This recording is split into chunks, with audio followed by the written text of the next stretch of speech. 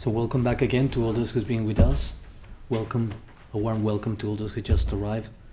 Just to let you know that we've been celebrating Padmasambhava. Like Yatishamati was saying, we were stepping into his realm.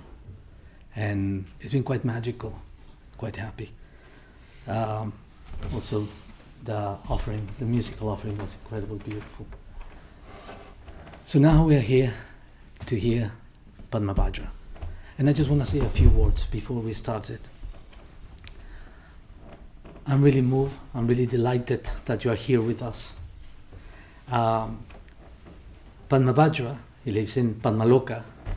He's a pillar, not only in our order, he's a pillar in our movement. He's been inspiring all these years, all these people. And I'm really, I feel really fortunate that we have this opportunity to invite him, and he said yes. I just want to say something that really, I don't know how to say. Well, as you know, I'm originally from Mexico, and 15 years ago or something, I went to a festival in Mexico as well, Padmasambhava. In Mexico, we are a little bit more, well, not a little bit, we're kind of intense. So you can imagine a festival of Padmasambhava. And I was so excited, really. I was incredibly excited when I saw it, when I hear it, when I hear the stories about the magic and all this. And another member in Mexico approached to me and said, if you really want to know Padmasambhava, you have to go to England. You have to go to Padmaloka, and you have to hear Padmavajra. And it's a true story. It's a true story, really. And I remember I was so excited. I didn't come that immediately. But then 10 years happened, and then I came to Padmaloka. And I was sitting there next to this beautiful image that had Padmasambhava, the painting of Aloka. He was talking about magic. He was talking about the magic of transformation.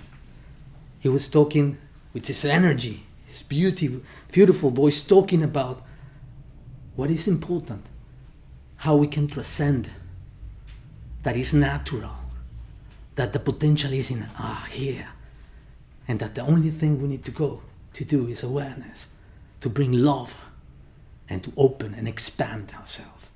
I love when I hear Padmavajra, and I'm talking about 15 years ago. A year ago, when this February, we were on retreat together, and like I said, I was talking this morning about it, in fact, about how Padmasambhava appeared with this image of a Aloka painting. And we were in retreat, and I just said to myself, should I ask Padmavajra if he could do the keynote in this festival? And I approached to him. He was so getting out of the shrine, and I said, do you think you can do it? And he said, I'll tell you later. Yeah. I went back to my room, and then he come to the room. He didn't speak a word. He just gave me a card. Like this. Give me the card.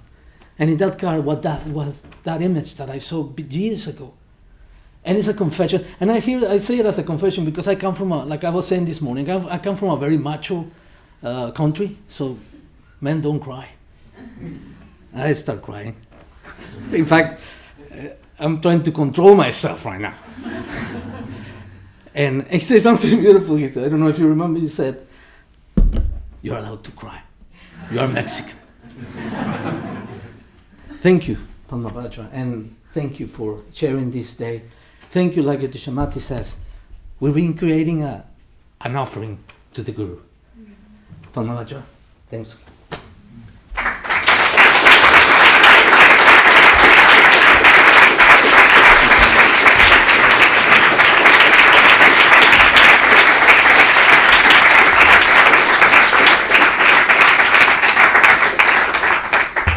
Thank you very much, Sadhu, for such a beautiful introduction. And I'm very honoured, actually, to be part of your Padmasambhava Day celebrations here at the London Buddhist Centre. I've actually done a few over the years here in London, and I'm actually going to be celebrating Padmasambhava Day twice, because after this I go to Sheffield, and Their Padmasambhava Day is next Sunday, and I'm giving a talk there. A different one, actually, to this one. And yes, I decided, let's give it let's do something a bit different. So hence the title being Eaten in the Castle of the Skull. Bit of a different title rather than transformation of this and conversion of that and so on and so forth. And there is a reason for it.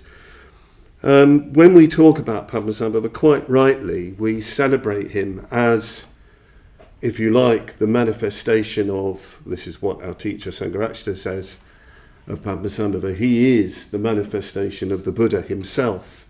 Buddhism itself in the form of transforming, the deep forces within the world, within a particular culture, within a particular society, within life, the deep forces, quite natural forces which, if they're not related to correctly, become destructive.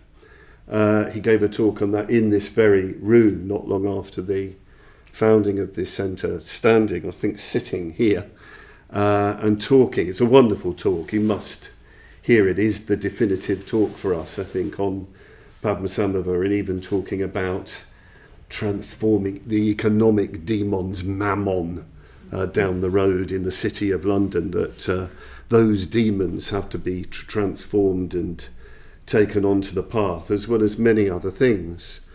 And, Padmasambhava, as I'm sure you've heard, is famous for his conversion of the gods and spirits of Tibet that are obstructing the creation of the great Samye monastery, the great temple, and obstructing the progress, the liberating progress of the Dharma.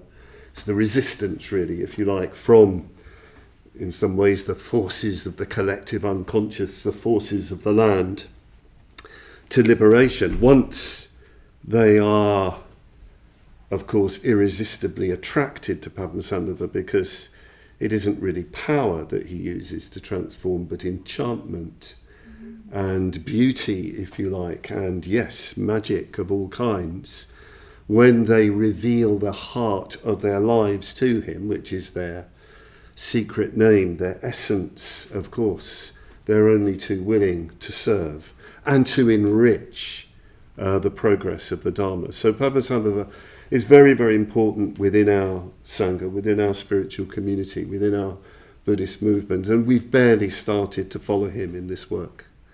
We've barely started. Very important, I think, to realise where we are. We are a very, very long way from the deep transformation of the world in which we are. We're starting a little bit on ourselves, but we have a very, very long way to go, lifetimes of activity to go. But that doesn't matter, because this is all fun, what we're doing. So what I wanted to talk about was have a go at trying to see, well, how did Padmasambhava get to be like that? What was his training? What did he do? What's the story before he starts to convert these forces? It's a little bit strange, because although Padmasambhava is regarded, certainly among Tibetans, as a historical figure, he's clearly a highly, what we would say, mythic, symbolic, archetypal figure who is also associated with a kind of history. I won't go too much into that. And of course, he starts, in most of the accounts, these big red volumes, is a very famous translation of the Padma Kaitang, the Testament of Padma, the life and liberation of Padmasambhava.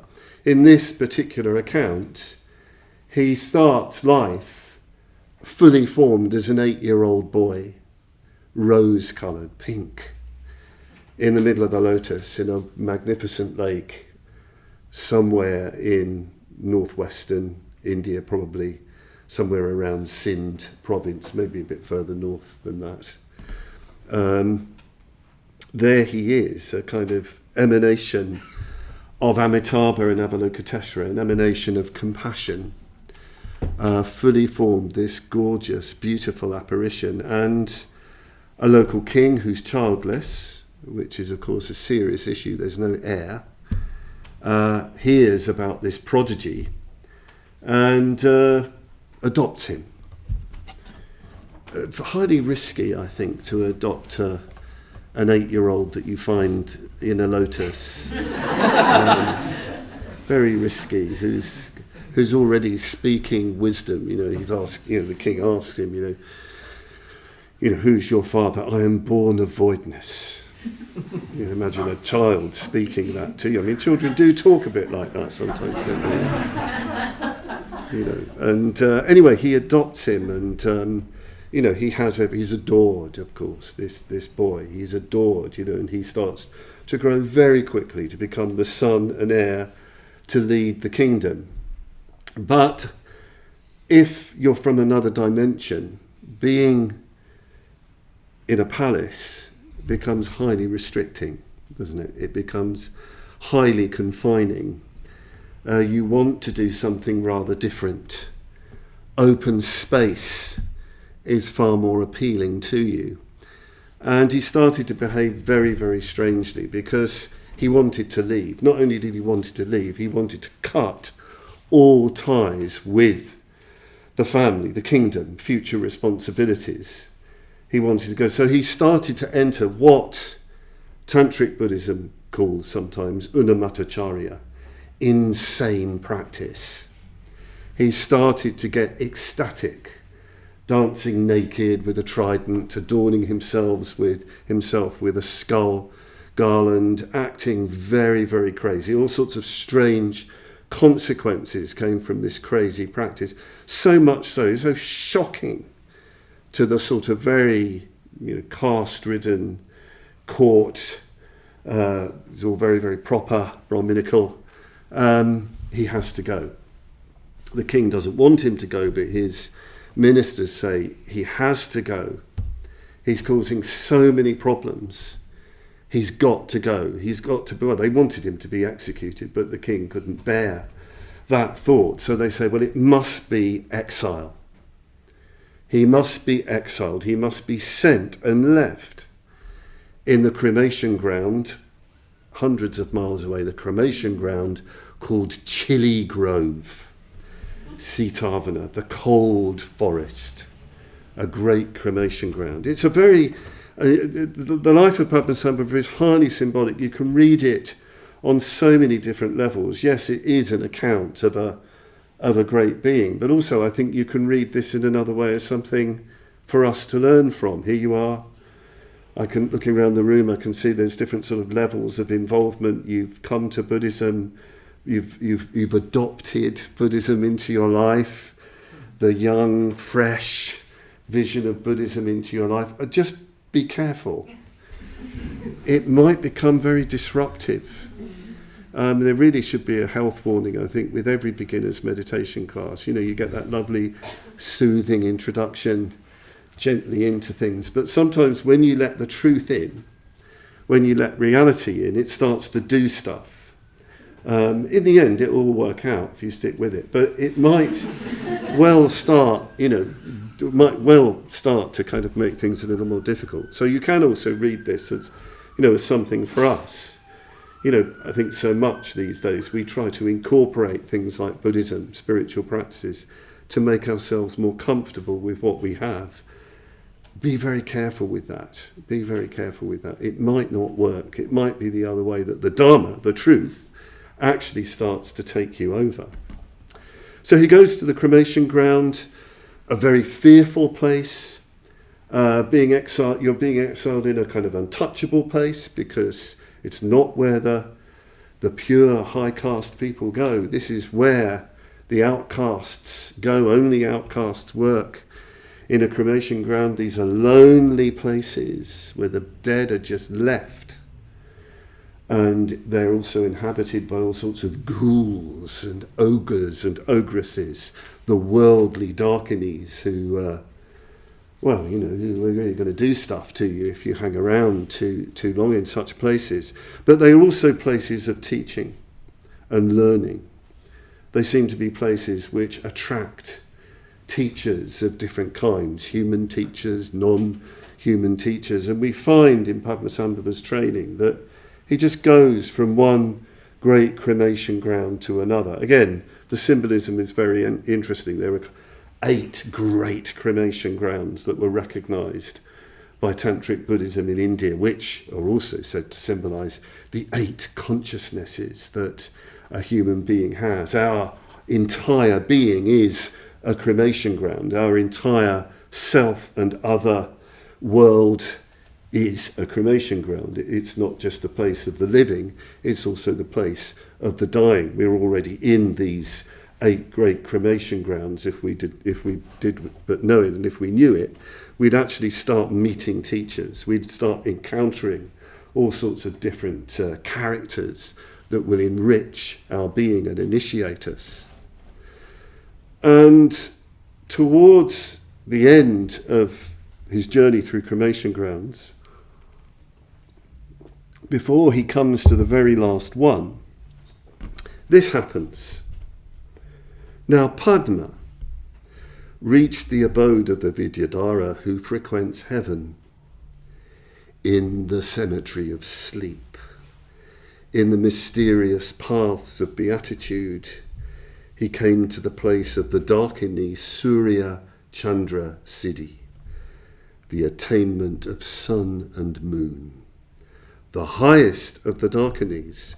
Padma desired to go before her, as she was also the great Dakini Queen of Deeds. Finding the door to the castle of the skull closed, he could not attain liberation. So these are the opening stanzas of Canto 34 of The Life and Liberation of Padmasambhava, the Testament of Padma. And the stanzas I've read are the beginning of the account of Padmasambhava's initiation by a Dakini, a wisdom, the Dakini, the highest Dakini. Dakinis, in this sense, the wisdom Dakinis, are feminine embodiments of reality, of the way things are.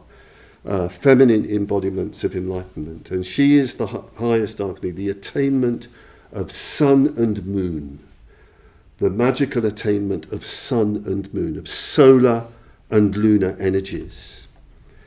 This text uses highly symbolic language to try and communicate the experience of initiation.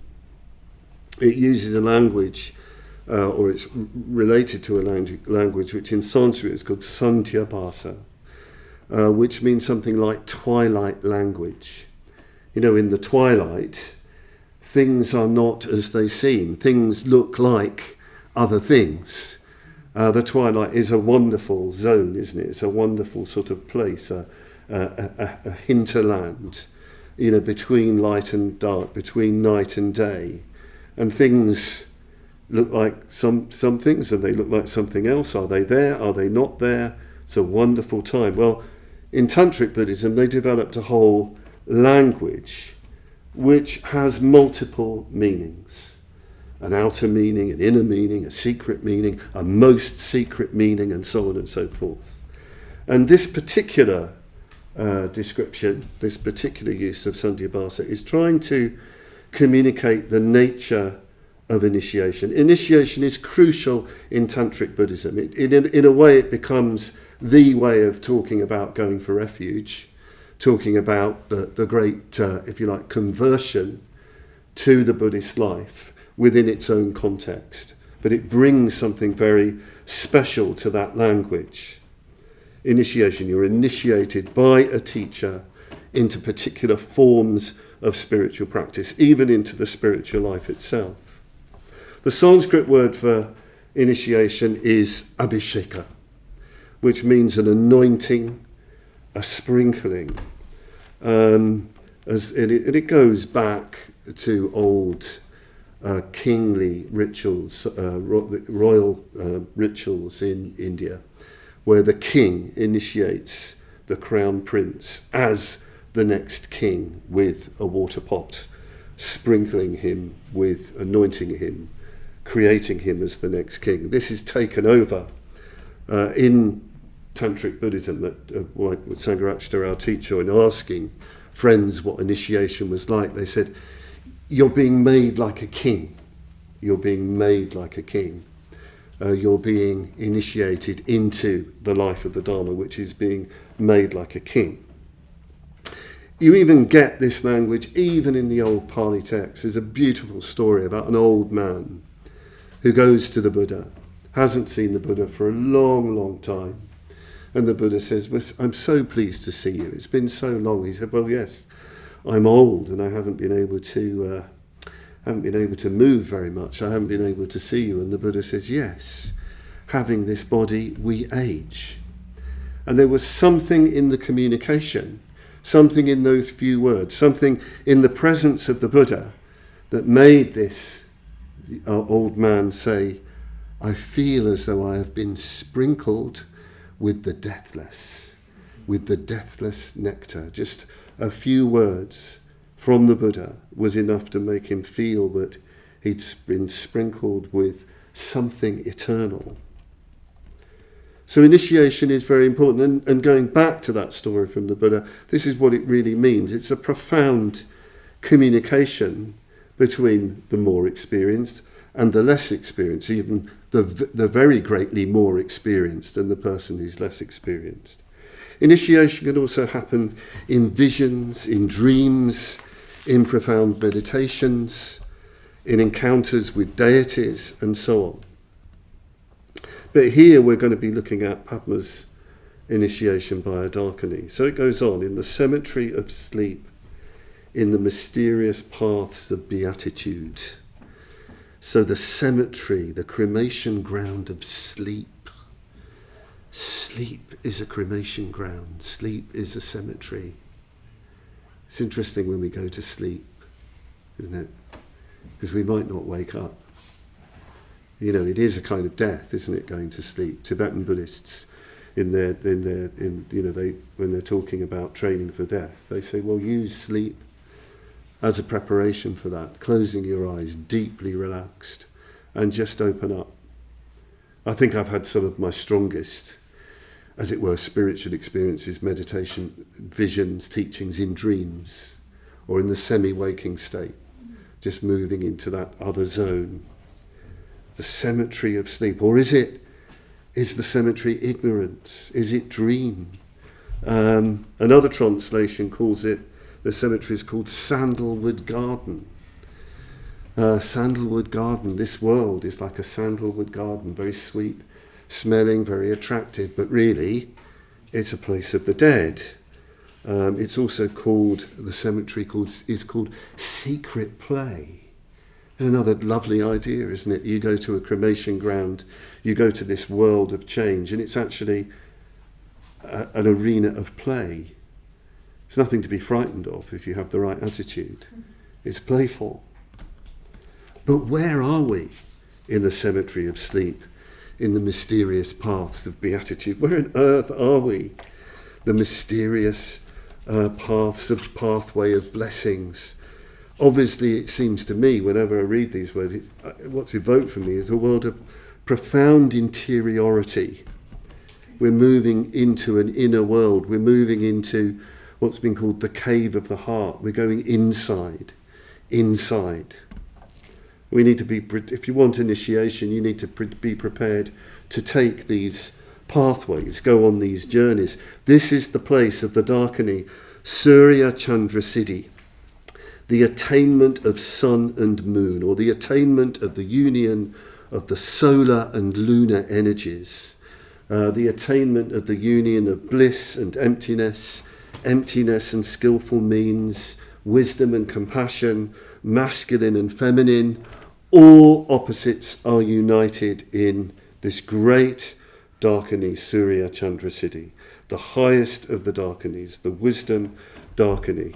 She's not a worldly Dakini. Don't get your Dakinis confused, those of you know about Dakinis. It's really important this. There's a big difference between a wisdom Dakini and sometimes worldly Dakinis, and worldly Dakas too. This is an equal opportunity talk. Worldly Dakas too, they can pretend to be wisdom Dakinis and wisdom Dakas, so just watch out. She is the embodiment of the highest siddhi itself, Buddhahood itself, reality itself. Padma desired to go before her, as she was also the great Dakini, Queen of Deeds. So he desired to go before her. This is very important, just that line. You know, if you want initiation, and if you want that encounter with that higher dimension, that communication with the profound, you have to desire it intensely. You have to yearn for it. You have to long for it. You know, I know you've studied a bit of Buddhism and you hear that craving is the cause of suffering and all that. Well, forget that for now. That's true. I'm not going to do that. But honestly, if you want to live the Dharma life fully, you have to desire it. You have to activate a very intense desire and longing. Otherwise, nothing will happen. Nothing will happen at all. He desired to go before her. He really wanted to see her. He wanted to worship her, entreat her, learn from her. She is the Queen of Deeds. She is the action Dakini. She is the embodiment not just of the union of all opposites, all energies. She is also the embodiment of enlightened action, total egoless action, spontaneous, compassionate activity. Because remember, Padmasambhava, he's not just living a spiritual life for himself. He's taken the Bodhisattva vow. He wants to communicate the Dharma, go into the world and communicate the Dharma to anybody and everybody exactly as they can understand it, exactly as they need it. So he wants an initiation from this figure because she is the embodiment of that activity. Finding the door to the castle of the skull closed, he could not attain liberation.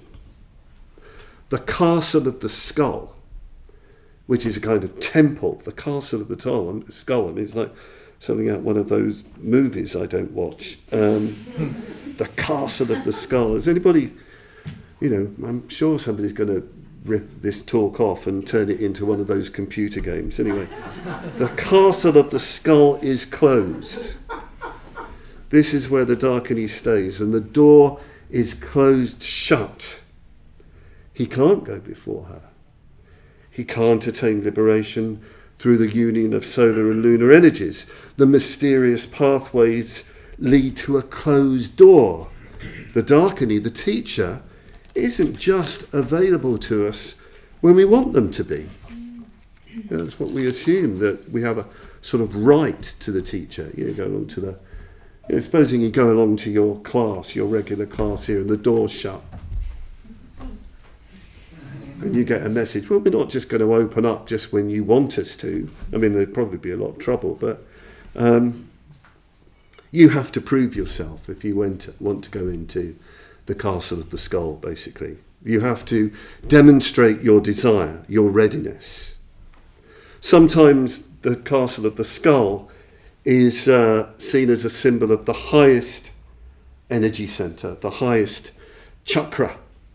This is yogic symbolism with the body as a locus for spiritual practice, which of course is an entirely different vision of the body, unlike any vision we know. And it's very, very important in Tantric Buddhism, this idea of total transformation. So you can't get to that enlightenment which is situated in the highest part of the body. So what does he do? The text says, so he sent a message through the maidservant Kumari. And when he received no reply, he asked her if she had forgotten to take the message. She was carrying a crystal chalice, which she filled with water. And Padma said, let me carry it and put it on the chalice sideboard for you. And the victorious one, Padmasambhava, put the chalice on the sideboard and caused it to stick there.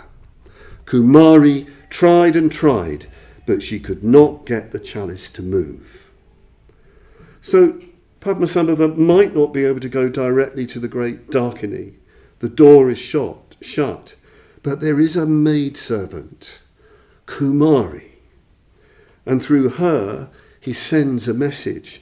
Kumari evokes a very beautiful, enchanting mysterious being.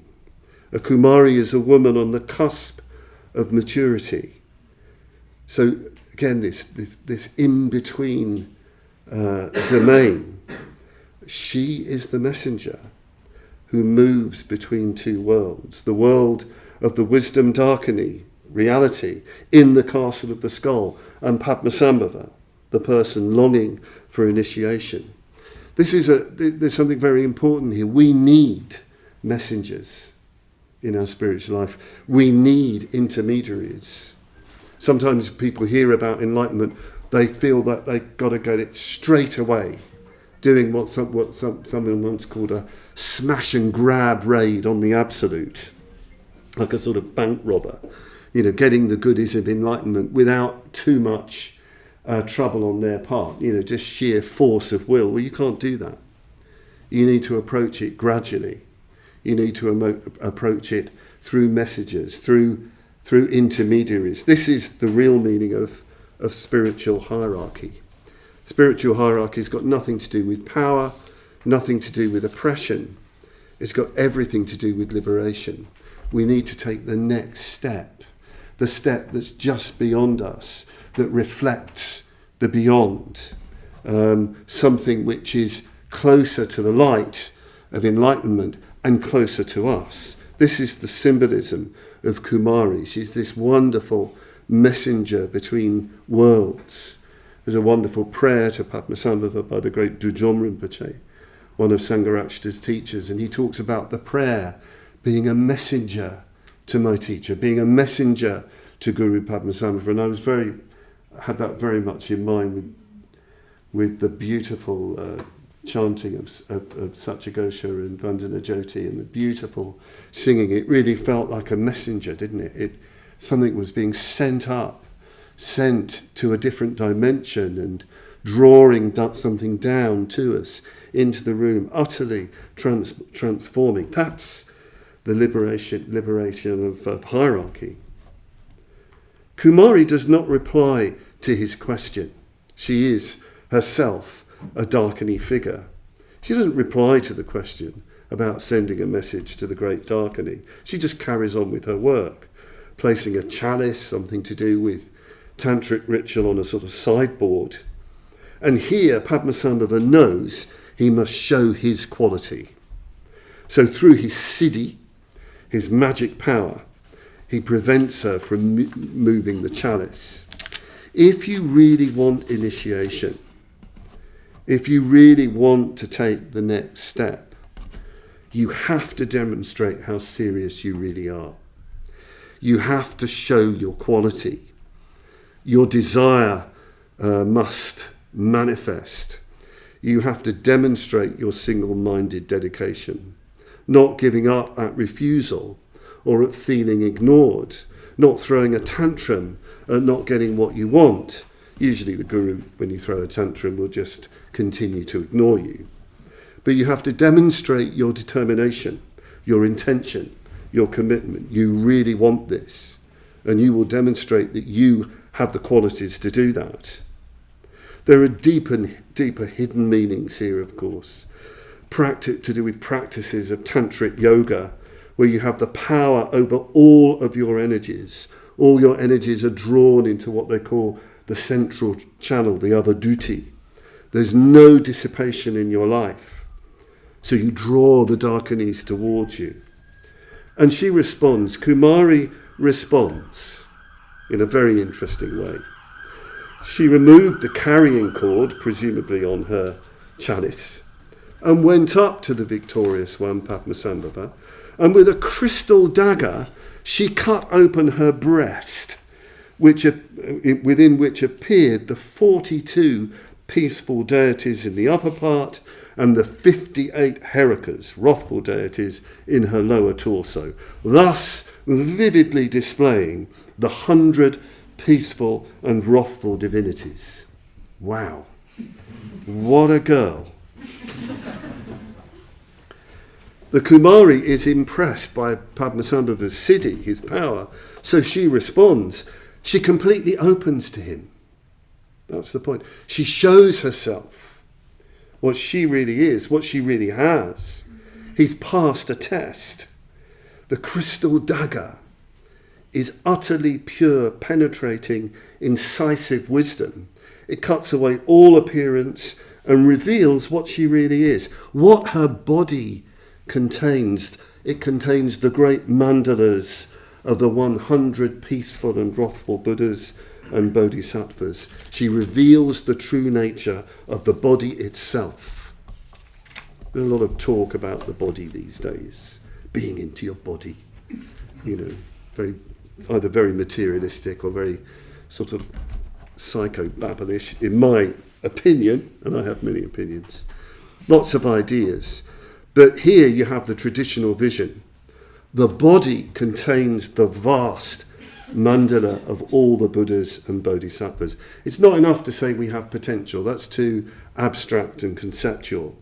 The body is sacred because it's a sacred dwelling place, a divine mansion of all the Buddhas and the Bodhisattvas. It's not, therefore, this body to be squandered and wasted and pursuing it as an end in itself or to denigrate it. It's the arena, the realm, to activate the fullest riches of Buddhahood, particularly through meditation on the Buddhas and Bodhisattvas. All deities, says William Blake, reside in the human breast. And Tantric Buddhism takes that absolutely literally, totally seriously, and that's why the body is so highly valued in Buddhist tradition generally, and in Tantric Buddhism especially. Kumari shows this, a great vision of what this body is and what it is for. And she says, "You also possess the force of the powerful mantras, but what of my miracles, great man?" And she bowed and circumambulated him. "I ask," he said, "for the outer, inner and secret initiations." Kumari replies, "I'm only a servant. Come inside." So she praises him and taunts him and teases him as a Darkini would. He thinks she's the great Darkini, Surya Chandra Siddhi. She's just the servant. What a servant. So he asks her for initiation, all the levels, but no, she's only the servant, the messenger. And she tells him to come inside, to come into the great temple, the castle of the skull, which is now open to him. Kumari, the servant, the messenger, has given him a vision of what is possible. Now there must be real initiation, total transformation.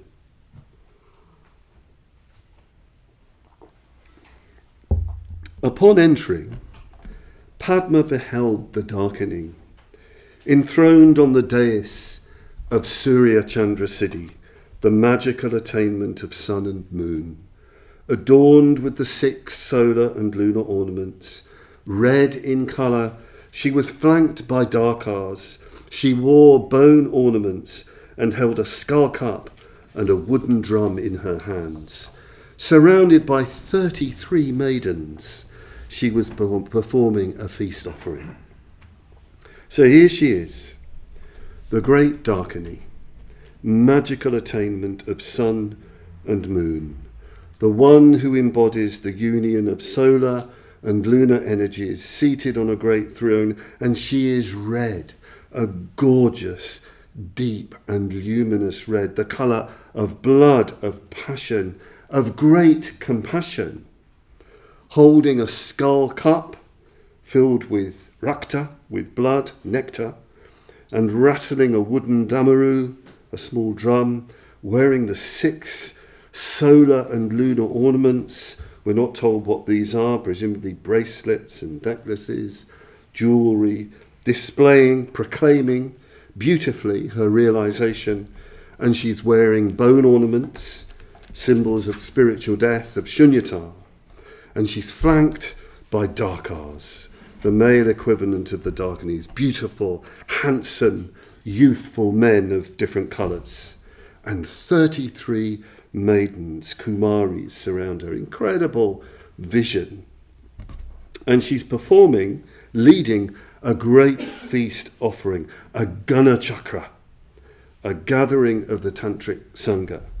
Gatherings of the Tantric Sangha are always a celebration. The Tantric Sangha is the guna around a particular teacher. I think we had a flavour of the guna chakra from the musical offering earlier. I was so pleased to hear that, because yes, this is a guna chakra. This is a kind of offering, a feast offering. And Padma has joined this amazing scene. He's come in to the middle of this feast offering. I remember myself once, when I was thinking about this, stumbling into a guna chakra myself many, many years ago in near Darjeeling, in a little monastery on Tiger Hill. I was looking for one of Sangharakshita's teachers, the great Chatrul Rinpoche, Chatrul Songye Dorje, and I'd heard he was at this monastery, and I wandered in to the main shrine room, and they were doing a guna chakra. They were doing a tsok, these old monks, and I came in, they looked up, I did a prostration, I sat down, at which they all laughed, thought this was a great joke, carried on with their puja, and then, you know, when they finished, they gave me some of the feast offerings and rubbed me on the head and left. And then I found my way out the back into a kind of storeroom to the great teacher. I did find Chatrul Rinpoche, but that's another story. What does Padma do in response to the Dakini? Padma prostrated himself to the enthroned Dakini, circumambulated her, and presented to her a golden wheel with 1,000 spokes. He prostrates, he surrenders completely to this great vision, to the Dakini and her entourage, her Sangha, and he offers a golden wheel with 1,000 spokes. He kneels holding this golden wheel, entreating, begging for the teaching. The golden wheel is the symbol itself of the teaching. But it's also, of course, gold being, the most precious of all metals. Really, he's offering himself. Sangharakshita, our teacher, when he was in India first receiving tantric initiations, he was told by his Tibetan teachers and friends who were taking him to these great teachers, they said, look, you're going to a tantric initiation, you have to give cash. Cash is expected. Not a nice little thing you found, as an offering. Cash. Hard cash. One of his teachers actually gave an initiation with a fan of currency notes in his pockets, dollars, yen, rupees, pounds sterling. He was also wearing a Hawaiian shirt and had a sort of cowboy hat on. In Indian, in the old days, when Tibetans went to India, for the teachings, they had to give gold to these cranky tantric siddhas. They really like gold, and Tibetans had gold. But you've got to give something concrete, something really practical. Sangharakshita said he wasn't told how much. How much is a tantric initiation worth? How much do you value the liberating teaching? Are you prepared to give everything?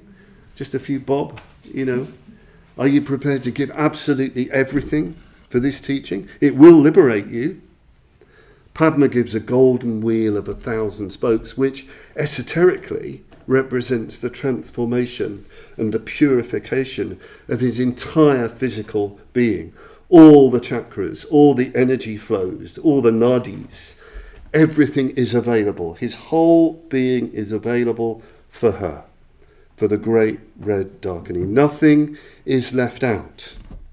And when he begged her for the teachings, outer, inner and secret, there appeared many rainbow lights in the sky in front of a multitude of Buddhas and Bodhisattvas. Of good karma, a noble being, he now asked for the initiation, saying, before the supreme sages appeared, without yet the name of Buddha, even the Buddhas of the 1,000 ages depended upon the Guru. I aspire to see the majestic and superior lake of glory as revealed in the moon of your face, to see through grace the one who instructs. I do not ask for attainment from the deities, but I ask this of the Guru. He begs, he entreats, and the deities, the 100 peaceful, wrathful Buddhas and Bodhisattvas, appear all around the Dakini. She's sort of making them happen, like an aura in the sky. He sees all this, but he praises her as the Guru, as the teacher, as the spiritual friend. He praises, if you like, the Guru principle, because everything comes from the teacher. Everything comes from spiritual friends. Then don't we know it? Everything comes from the Guru. He sees her as the Guru and sees the mandala of the Buddhas in her face, gazes at her, really looks at her. There's this lovely Indian tradition of darshan, of seeing and being seen by the teacher. I aspire to see the majestic and superior lake of glory as revealed in the moon of your face. Looking at her, he sees all the Buddhas.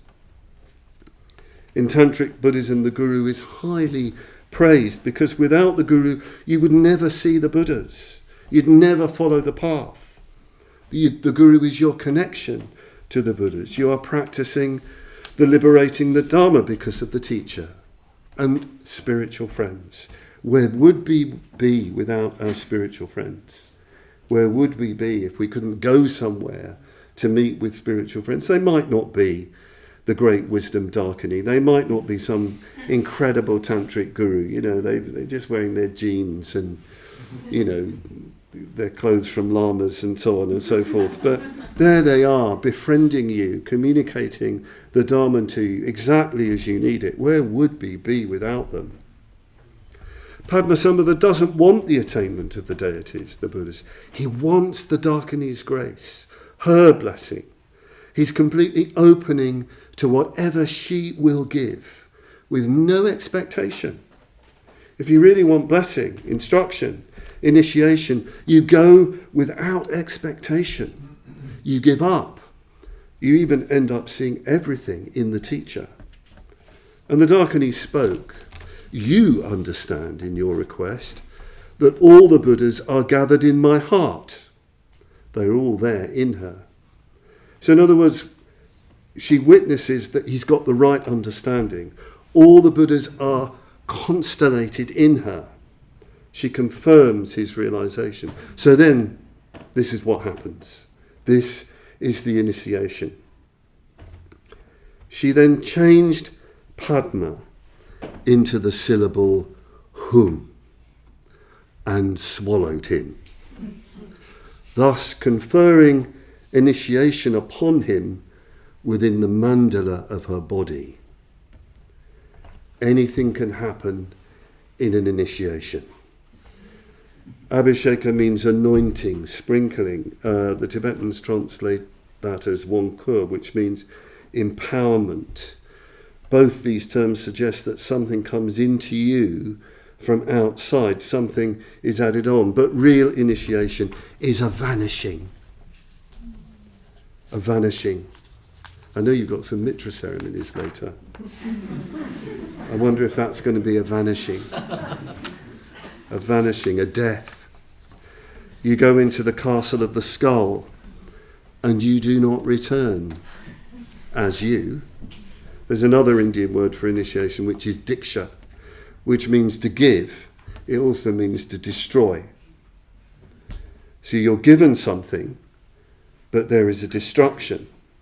In this case, Padmasambhava is turned into the seed syllable hum. He's sort of essentialized, made into a sort of mantric sound, which is him, the essential him, which is also voidness and emptiness. And it's throbbing with life and energy. So you've got to sort of visualize this person suddenly turned into a vibrating syllable, a vibration in the air. That's what he's allowed her to do. That's what she's done. He's reduced, but really he's essentialized. Everything superficial is dissolved, stripped away. He's reduced to the essence so he can really receive, really train. And he's eaten, consumed, and digested into the body of the Dakini. We go along for initiation, we go along for ordination, order members here. Maybe we even go along to mitra ceremonies to get something. I certainly had that attitude when I was ordained by Sangharakshita a long time ago. And I did get something, but I must admit, I got a lot more than I bargained for. Nothing was added on. It was much more like a stripping away, like a burning. That's what it was like. And no matter how much I tried to incorporate that into my ego identity, whatever happened would not allow me to do that. In the presence of the master, in the presence of the mistress, the Dakini, you dissolved and are consumed by the vastness of the Dharma. You're taken in and digested and eaten up. In Zen Buddhist tradition, they talk about going to the tiger's cave when you go to see a Zen master. And tigers' caves are remarkable because tracks lead up, but no tracks come out. And one of my favourite Sufi masters, the great Ahmad Ghazali, in his famous apparitions of the realms of the pure spirits, in his discussion of ishq, passion, love, but it's his word for reality, transcendental passion. Love is a man-eater. It eats up human nature and leaves nothing behind. Once it devours this nature, it gains possession of the domain of the lover's being and becomes its commander. Wow. So we need to be ready for this if we take up the Dharma. I hope I'm not going to put anybody off living this life. By the way, I'm scaring myself giving this talk. I probably have terrible dreams tonight. So we need to be ready for this if we take up the Dharma, prepared to lose everything ourselves, prepared to be turned into hung and digested in the body of reality. I mean, partly why I want to talk like this, because we can be so glib. You know, I can be glib. I'm being glib in a way now. We talk casually about insight, people blathering on about insight, spiritual death, spiritual rebirth, and all the rest of it. But the reality is that if we take up this Dharma life, we have to be prepared to lose absolutely everything. Only then will something else open up. So something does open up. The text goes on. Empowering him externally as Buddha Amitabha, she gave the blessing to attain the Vidyadhara level of long life. Empowering him internally as the noble Avalokiteshvara, she gave him the blessing to attain the Vidyadhara level of Mahamudra. Empowering him secretly as glorious Hayagriva, she blessed him to bind all the Mamo Dakinis and haughty demon spirits.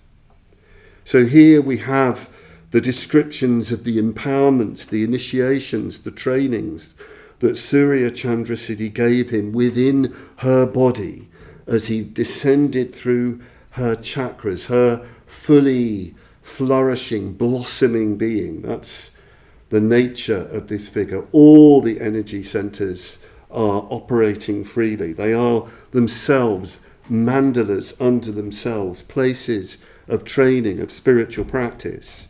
So he descends through these lotus wheels, the lotus wheels of her spiritual body, being initiated into these different Buddhas and Bodhisattvas. Because empowerment, of course, means activation. Sometimes at the initiation you feel a tremendous activation of energy, which can be so strong that it burns you, brands you like a thunderbolt, like a lightning bolt, which can be hard to take. That's why you need lots and lots of preparation.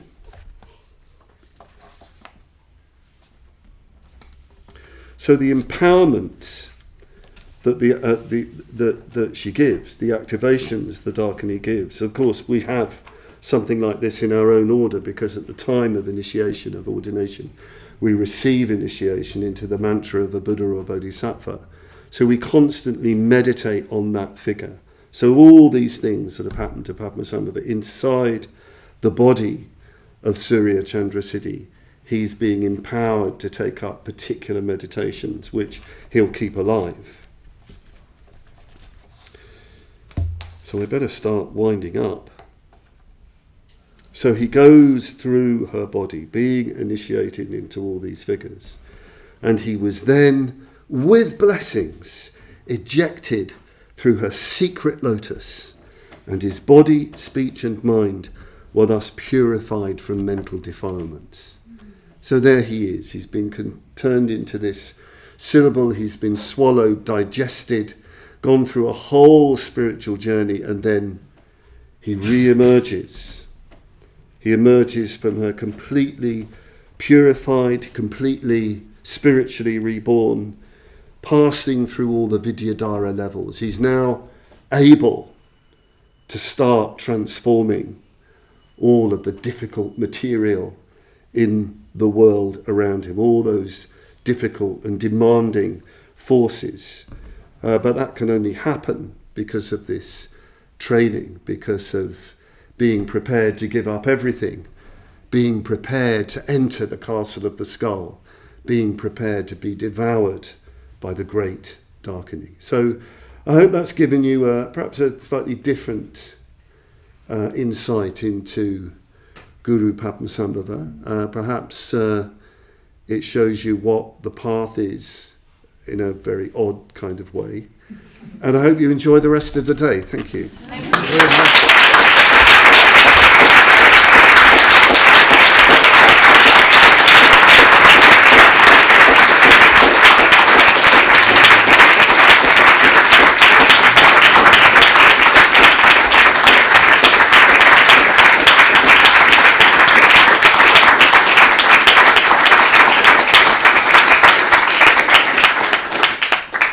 Thank you very much, Padmavajra. Thank you really, really, from my heart. I have to say that it's fascinating how you share your experience, your knowledge, your teaching, but especially, I think what I really feel it is that the way you share the vision of what is possible with so much kindness, with so much love.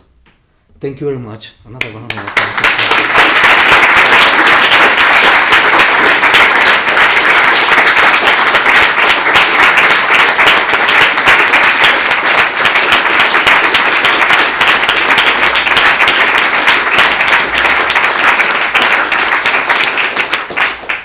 So we're going. What we're going to have dinner after 5:45. We're going to the mandala, to the cafe, and then if we get very full in the restaurant, we can come outside and eat in the courtyard, and then after that, 7:15, 7 p.m. we have the Mitra ceremonies here. Thank you very, very much, and we'll see you there. Thank you.